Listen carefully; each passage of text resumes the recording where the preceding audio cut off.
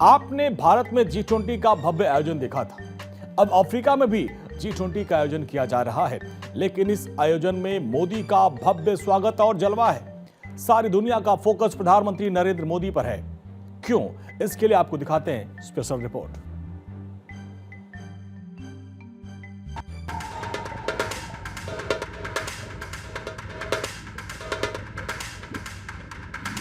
G20 summit में Modi.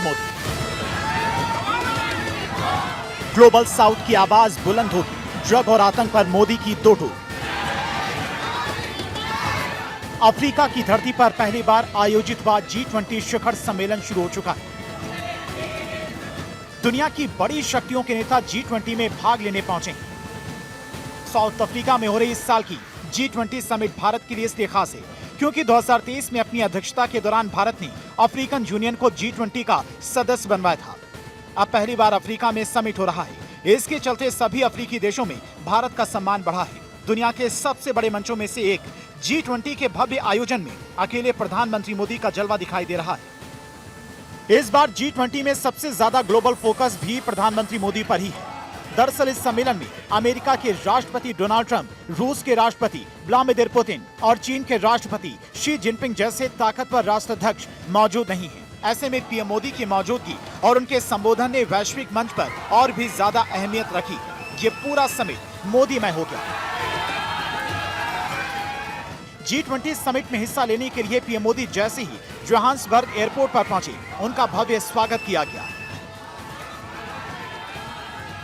PM Modi के स्वागत के दौरान कुछ ऐसा हुआ जो शायद पहले कभी अफ्रीका में किसी भारतीय पीएम के स्वागत में कभी नहीं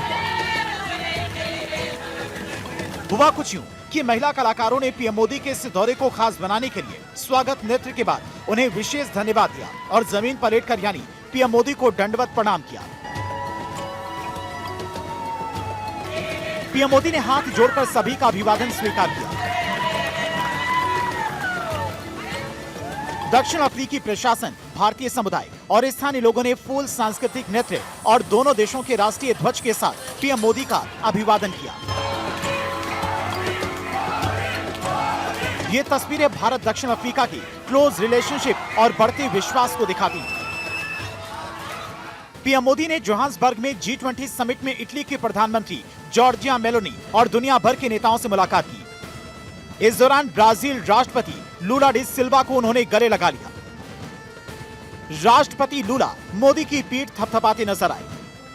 दरअसल ये पीएम मोदी और लूला की जोड़ी ने ट्रंप को भी संदेश दिया है कि आपके प्रतिबंधों से ये दो देश झुकने वाले नहीं हैं, जितना मर्जी टैरिफ लगा लीजिए। इस बार अमेरिका की गैर मौजूदगी में पहली बार नेताओं ने घोषणा पत्र पर मुहर लगाई। दक्षिण अफ्रीकी राष्ट्रपति सिरिल रामाफोसा की सरकार ने अमेरिकी बहिष्कार और सिर्फ एक तरफा बयान जारी करने के दबाव के बावजूद बाकी G20 सदस्यों का सफलतापूर्वक नेतृत्व किया और एक घोषणा को अंतिम रूप दिया और अपनाया। रामाफोसा ने पहले ही कहा था, हम डरेंगे नहीं। दरअसल 2026 में G20 की अध्यक्षता अमेरिका को मिलनी है, लेकिन कोई अमेरिकी ऑफिसर इसमें शामिल नहीं हुआ। ट्रंप ने आखिरी सेशन में मेजबानी लेने के लिए एक अमेरिकी अधिकारी को भेजने की बात कही थी, लेकिन साउथ अफ्रीकी अध्यक्षता ने G20 की मेजबानी सौंपने के लिए अधिकारी को भेजने के अमेरिकी प्रस्ताव को अस्वीकार कर दिया। G20 के मंच से ट्रंप को अफ्रीका ने मैसेज दिया, झुकेगा नहीं, हम फ्लावर नहीं फायर हैं। ट्रंप के बायकॉट के बावजूद G20 देशों ने साउथ अफ्रीका के बनाए गए घोषणा पत्र को सर्वसम्मति से मंजूर कर लिया। साउथ अफ्रीकी राष्ट्रपति सिरिल रामाफोसा ने बताया कि सभी देशों का अंतिम बयान पर सहमत होना बेहद जरूरी है, भले ही अमेरिका इसमें शामिल नहीं हुआ।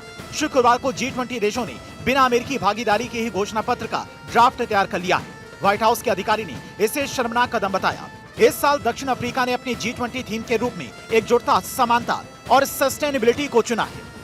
इस थीम को आगे बढ़ाते हुए दक्षिण अफ्रीका ने उन नेताओं को भी शामिल किया है जो पहले भारत और रियो द जेनेरियो में हुए सम्मेलन में सामने आए थे। पीएम मोदी ने अपनी स्पीच के दौरान G20 की मंच पर 3 बड़ी वैश्विक चुनौतियां गिनाते हुए उसके हल का प्रपोजल भी रखा, जिसमें से एक आतंकवाद की रीढ़ तोड़कर रख देगा।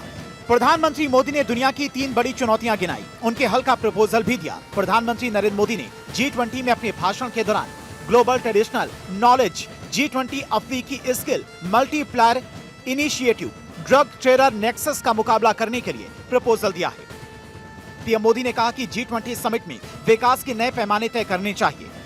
उन्होंने भारतीय दर्शन इंटीग्रल ह्यूमनिज्म को रास्ता बताते हुए कहा कि इंसान, समाज और प्रकृति तीनों को एक इकाई मानकर आगे बढ़ना होगा। मोदी ने कहा कि दुनिया में कई समुदाय आज भी प्राकृतिक जीवन जीते हैं। उन्होंने सुझाव दिया कि G20 के तहत एक ग्लोबल ट्रेडिशनल नॉलेज रिपोजिटरी बनाई जाए ताकि सांस्कृतिक और पर्यावरणीय ज्ञान आने वाली पीढ़ियों तक पहुंच सके।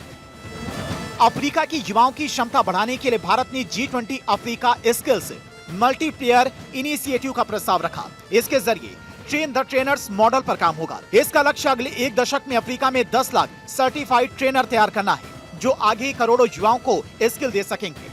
ट्रंप, पुतिन और जिनपिंग की गैर मौजूदगी में भारत समिट का सबसे प्रमुख चेहरा बन गया है। पीएम मोदी समिट के तीनों अहम सत्रों में आर्थिक विकास, क्लाइमेट रेजिलियंस और आर्टिफिशियल इंटेलिजेंस जैसे मुद्दों पर भारत का पक्ष रख रहे हैं। भारत की ग्लोबल साउथ लीडरशिप और विकासशील देशों की आवाज को मजबूती से पेश करने के लिए ये समिट बड़ा मंच साबित हुआ है। प्रधानमंत्री नरेंद्र मोदी ने ब्रिटिश प्रधानमंत्री कीर स्टारमर से मुलाकात की। उन्होंने एक्स पर कहा कि ये साल भारत ब्रिटेन साझेदारी में नई एनर्जी लेकर आया है।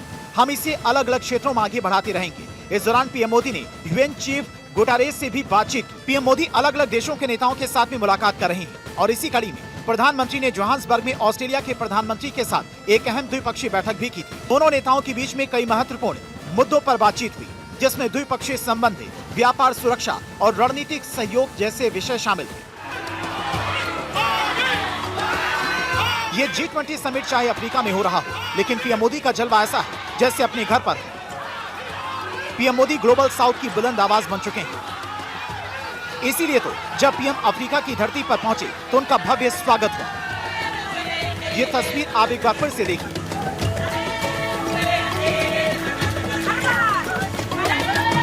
Bureau report, Bharat 24।